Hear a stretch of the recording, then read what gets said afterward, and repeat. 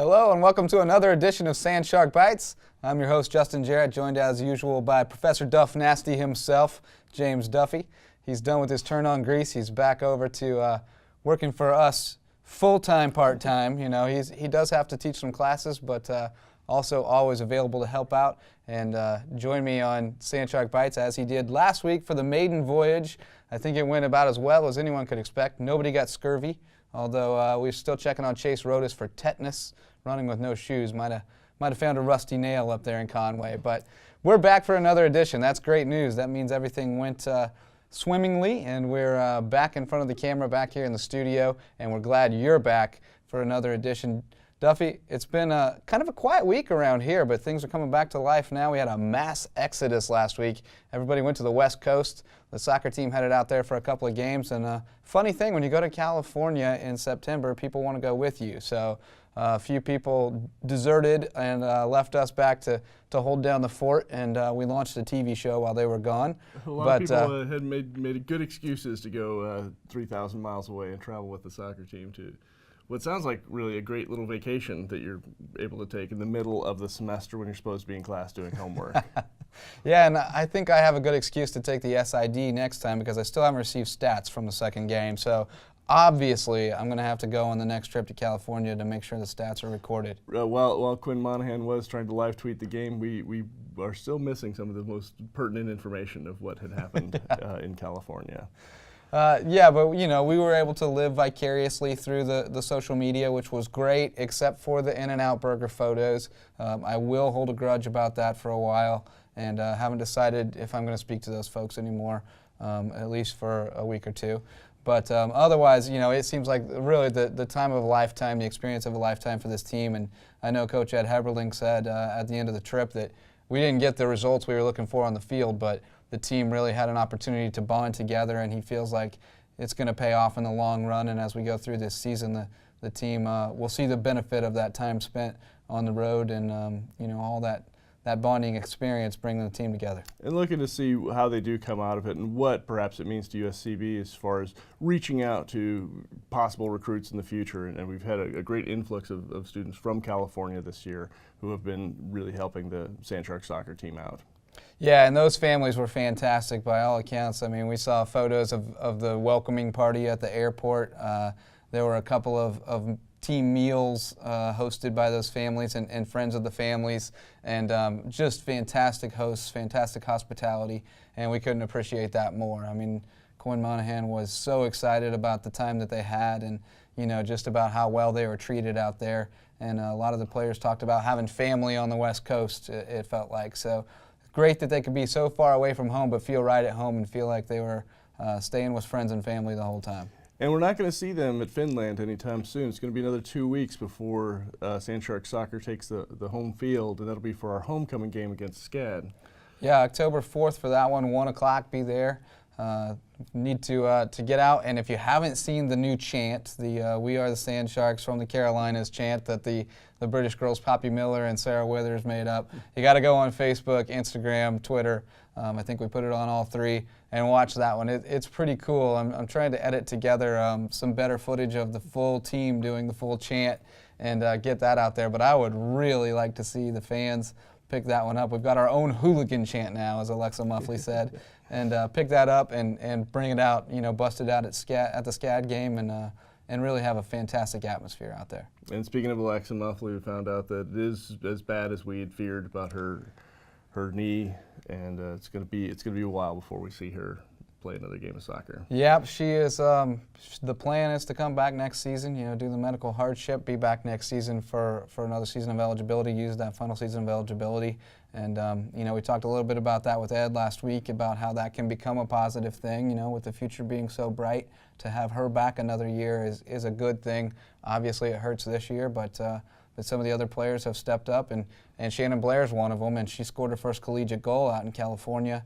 As USCB came back from a 2-0 deficit against Marymount, California, ended up losing that one 3-2, gave up a counterattack with 6 minutes left to fall in what was a fantastic game by all accounts. Again, by all accounts is the phrase of the week because we didn't see any of it. We were video. Stuck over here in Carolina while everyone was in California. But little bit of a disappointing effort in the second game out in the desert, 3-0 to Antelope Valley in a game I think we felt like we should win going in. But again, really that trip was about more than wins and losses, and the experience was great, and they'll come back, and they're back already and ready to get back into the swing of things. Head up to Bruton Parker on Saturday for another non-conference match before starting conference play. So about to ramp up and get exciting. And speaking of that, men's golf ramping up as we speak. They're out on the course in Sea Island, assuming the weather is staying dry down there. They're playing today and tomorrow, Monday and Tuesday, for those of you in the internet land where that's September 15th time knows and 16th, no bounds. Yeah. That would be, yes, September 15th and 16th, the USCB men's golf getting the season started down at Sea Island. None of the newcomers cracked the lineup this first time around, some of them waiting on paperwork to come through and everything. So people will recognize the names. The Chandlers, Vilcek and McDonald, Chris Fink, Brad Curran, and Alan Cook are the starting 5 this week. So we'll see how they come out for Chris Cuneo's team, and we'll catch up with him next week and find out what's going on. And women's golf will be going on this Saturday. Women's golf gets underway. I always have a hard time with when 19th, tournaments yeah. begin. It's the 19th. Because sometimes they tell me the date of their practice round as part of their tournament dates. So it's always unclear to me when they're getting started. But I spent some time with that team on Friday, had a little photo session with them, and what a fun team. I mean, just a blast to be around. Their characters, so diverse too. We talked about we have no 2 players from the same U.S. state and no 2 players from the same foreign country out of the 9 players. So very interesting group. We've got Sweden represented, Germany, England, and then some Americans from all over the place. And a local homegrown. Yeah, and team. Sam O'Donnell, the only South Carolinian on the team, and we'll find out a little bit more about her and maybe some sides of her that people don't get to see often when she sits down between 2 fins with Duff Nasty over here. He just beats those kids down in between 2 fins. I hope you got a good laugh out of Chase Rodas last week. I know I watched it about 15 to 18 times and laughed every time. Everybody who came into my office was forced to watch it. It was good times. It was everything I imagined it would be, and I look forward to another Between 2 Fins with Sam this week. And our former Sand Sharks and USCB grad, Michael Heesh, has now made the news in the Midwest. Yeah, Michael Heesh, the big left-hander, folks will recall, our All-American, first All-American for baseball. He's now part of the Midwest League champion Kane County Cougars in the Cubs organization. Single-A franchise just won the league championship. They swept the 5-game series, and Heesh a big part of the clinching win. He pitched 3 innings in relief, 6 strikeouts, gave up a run, which was the first time he's done that in like a month. So he's had a fantastic season. ERA is right around 2, I think, for the year. 2.08 for the year. And made 1 appearance at AAA that was awesome, and getting ready to move up through the ranks. I think it's going to be exciting to see next spring where he starts out. I think he could start even as high as AA Tennessee, and the Cubs are ready to make a charge, and I think they see him as a part of that. The Cubs are always ready to make a charge. The Cubs have the best farm system in the majors, and they have not been ready to make a charge for a few years, but they are ready now. And what's their elimination number right now? Oh, they're eliminated. They're eliminated done. like 2 weeks ago. We've been looking to next year since 103 years ago. They've been looking ahead to next sometime year. in May, we've been looking ahead to next year, maybe April. But no, he is a part of the plans there, I think, and he stuck around at King County this year because he was the only lefty in that bullpen. Oh, and let me tell you all, if you're watching at home and you think, oh, well, I'll go look up the King County Cougars. If you are Googling KC Cougars, make sure you add baseball to the end of that search. You'll get some terrifying websites of older women. I know some folks in the Kansas City area, so yeah. I may steer clear of KC Cougars. Get Justin's mom. KC Cougars. She's a couple hours south of Kansas City, so I would hope she would maybe aim for Tulsa or somewhere else, but also happily married. But yeah, kccougars.com if you want to go check out Heesh's stats for the season. He had a great year, and again, I think that the only thing that held him back from moving up the ladder a little bit this year was that he was the only lefty in that pen, and they were in the playoff chase. Can't let him go. They had to keep him around, but he had a great season, and I saw a photo of him, and the guy is just built like a brick wall. No, he's not big enough already. He has worked so hard, and I can't wait to see him in a couple weeks, and I think he's actually agreed to make an appearance on the show. So I'll have a seat ready for him. Keep clicking that button when subscribe to the YouTube channel and make sure you don't miss it when he makes an appearance. And also the cross country team was back in action this weekend. The women kind of flipped the script a little bit. The women had a good race. Melissa Carter led the way, Joy Miller right behind her, and Betsy Douglas is picking up the slack. So they had a pretty good showing. The men a little disappointing. A couple of guys didn't finish the race in the heat in the hills up there in Furman, and so they weren't able to post a team score, but still some positives there. Nick O'Neill with a good race. Chase had another good week. Joel Norris is starting to come along. So and our guy Daryl Dunham continues to plug along, a sprinter running 8K. He's a trooper. He's a real trooper. He is a trooper, and he works so hard. And it's great to see him, really put in the time, even to something that's not his best sport. So. And you're gonna have the coach on. Yeah, Coach Larry Kimball will tell us more about all of that on Coach Speak in just a little bit, and we'll catch up with him and look ahead a little bit to the Sand Shark Invitational coming up in a while. So. There's kind of your snapshot of what's happening in USCB athletics right now. There's a lot going on, but it felt like kind of a little lull as we get ready to fire up for conference season for soccer, and the other sports are starting to get going. We did have some good news last week. Chelsea Mummert was the Defensive Player of the Week in the Sun Conference after a couple fantastic outings in goal for USCB, and that's the news in a nutshell. Duffy, you wrapped up Greece. Dr. Upshaw, I know, got out to see it, and rave reviews all around. It was a great time. It was a great show, and thank you for everyone who came out to see Greece at the Center for the Arts up in Beaufort, and we just had a ball doing it, and I'm looking forward to doing it again sometime. And thank you all for being here for episode number 2 of Sand Shark Bites. We hope it's going to be a great one, and we'll be back in just a little bit with Coach Speak with Coach Larry Kimball.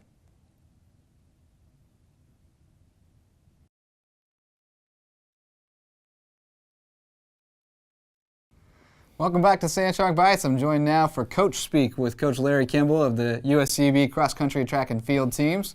And Coach Kimball, the cross country team off and running, and a little bit of an uneven start, I would say. The men ran well in week 1, and the women were a little disappointing, and then kind of flipped the script this week at Furman, where the women had a pretty good week, but the men had some difficulties. A couple of them didn't finish the race, so kind of hard to get a read on the team. But you know them better than we do. How are things looking out there? I know your guess is as good as mine now, JJ. Our men had a tough weekend at Furman. We brought 6, unfortunately, because of 85% temperatures and high humidity. We had 2 that dropped out, so we did not even score on our men's team.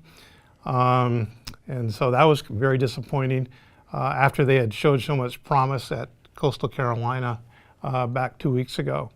Our women, I thought, especially 1 through 3, I think were very solid. 2 national qualifiers from last year back, Joy Miller and Melissa Carter, and Betsy Douglas is our new kid on the block, and she's running very well right now and had a great workout this morning, which is on Monday morning. And so right now, if we can just get our 4th and 5th rolling, then we'll be in real good shape on the women's side. Yeah, I know you feel like those top 3 are right there among the top 5 or 6 in the conference most likely. So it really is. You're only as good as your number 5, right? So that's right. How hard are they working to try to pick up that slack? Oh, I think they're working very hard right now. We had a workout this morning, and our bottom 4 girls just ran really hard and really well. So I expect in another 6 or 7 weeks, when we get down to the conference, get down to crunch time, we'll be ready to roll.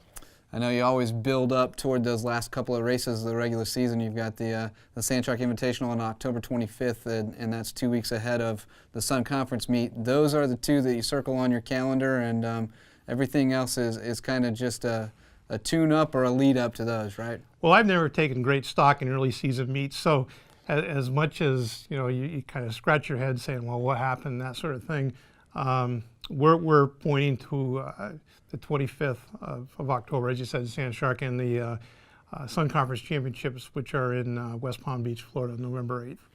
And that Sand Shark Invitational, always a good time. I know you barely get to pay any attention to your team that week because you're so busy running the race, but going to be bigger than ever. We're thinking in the neighborhood of 40 teams, and it's just going to be organized chaos out there in Hardyville, right? Yeah, we got 40 teams coming in as far north as Kentucky, Virginia, as far west as Louisiana, and a ton of Florida schools. So 40 teams. It's going to be just a really great meet and probably one of the best NAI meets in the country. I suspect you're looking for volunteers to help make sure everything runs smoothly. So if folks are interested, should they get in touch with you? Absolutely.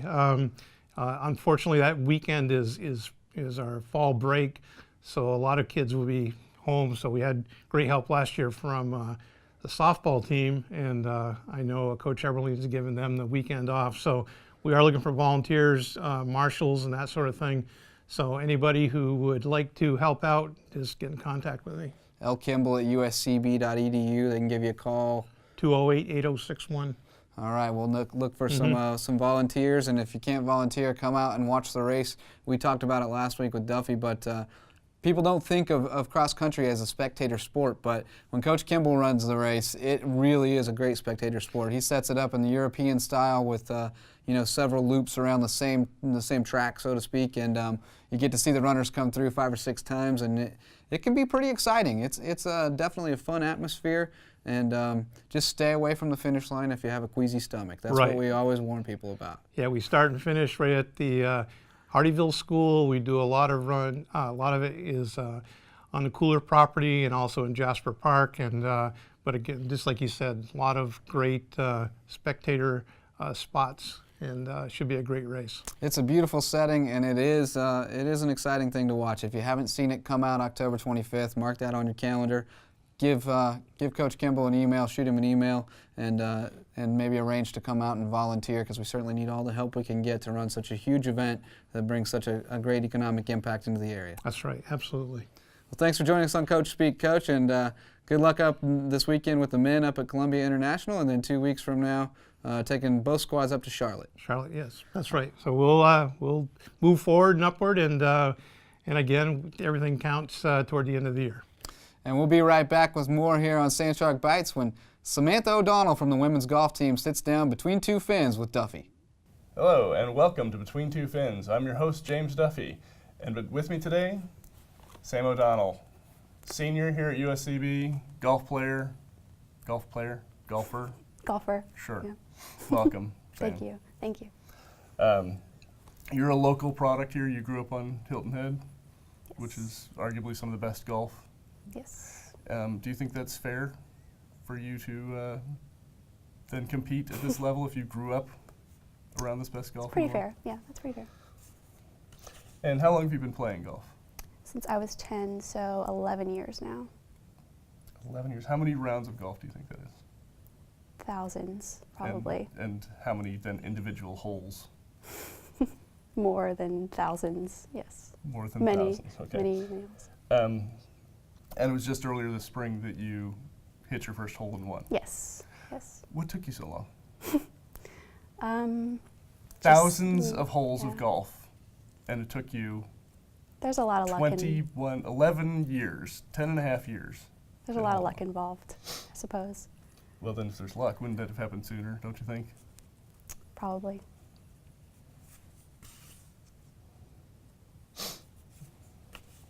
You once threatened to leave USCB. I did, yes. And you were going to go? To Berry College outside of Atlanta. And you didn't go because you were chicken? No, I just wanted to stay in Hilton Head, stay at USCB. Over the last couple of years, you've won many awards. NAIA All-American, Sun Conference, or All-Sun Conference, All-Academic Team, Scholar Athlete. Now, I've had you in class. how did you win Scholar Athlete Award? Who are you kidding with this? I don't know. You're not that smart. I don't know. Not an acceptable answer. But we'll move on to the next card. Uniforms. There's been some controversy over your new uniforms. Has there been? Why did you pick them? We don't get to pick them. Coach gets to pick them. So. It seems fairly easy for you to put it off on the coach when you're the one wearing the uniform. Yeah. Well, wish we had some say in it. What about snacking? Snacking. Yes, with the golf tournament or the golf team. Sorry. How are the snacks? They're pretty good. Yeah. Yeah, I snack a lot on the course. No controversy with No, snacks No, snacks are good. provided to you? No. Because most college students know enough not to turn down free Snacks. food. Yes, it's very true. What's next for the USCB? We Women's golf team. have a tournament next weekend, which is September 20th and 21st in Daytona State. Daytona Invitational in Daytona, Florida. And October 3rd? October 3rd is the home tournament at Old South, which is hosted by Lander, which is closer to Hilton Head. We also have a big fundraising golf tournament Yes, on Cat Island Sanctuary yes, for homecoming. yes. Don't know much about that, but Big fundraising tournament for USCB athletics at Cat Island. That's the Fall Classic. Sam, I'd like to thank you for coming today. thank you for Even having though me. your responses were, I don't know. But we appreciate you being here. Thank you. So, back to Sand Shark Bites. I'm James Duffy, Sam O'Donnell. We'll see you next week. At the University of South Carolina, Beaufort, we offer small classes, individual attention, and an affordable education in an atmosphere that fosters diversity and achievement. We are students. We field 9 Sand Shark sports teams that compete in the Sun Conference. We are athletes. We are one university with 2 campuses serving the coastal areas of South Carolina and Georgia. We are the Low Country. We are the fastest growing 4-year school in the University of South Carolina system. We are USCB. Welcome back to Sand Shark Bites. About to put the finishing touches on another episode, and that means it's time to pick the athlete of the week. And again, Duffy has declined. He has deferred to the second half, so it's up to me again. Although we did confer a little bit, and we're going to go with Melissa Carter from the women's cross country team. Coach Kimball talked about her a little bit, but she ran a 23:33 and a 6K, which is 1 kilometer longer than the women typically do in college races. Pretty good time, 13th place up at Furman on a hilly course in hot conditions. As we mentioned, a couple of the men didn't finish, so tough conditions and a good race for Melissa. And she and Joy Miller kind of jockeying for position to be the lead runner on that team, and Betsy Douglas is trying to catch up. So I know Coach Kimball has high hopes, and Melissa's a big part of it. She's had a fantastic career here at USCB since she transferred over from Armstrong Atlantic. We've been very fortunate. Also married a fellow Sand Shark, Jack Bingham, the former men's golfer. So, a big part of the Sand Shark family here, and congratulations to Melissa on another great race, and best of luck for another fantastic season. We hope to see you at Nationals again and keep breaking those school records and duking it out with Joy Miller for top dog status. Well, that's going to do it for us for week 2 of Sand Shark Bites. We appreciate you joining us. We'll see you next week, and until then, keep those fins up.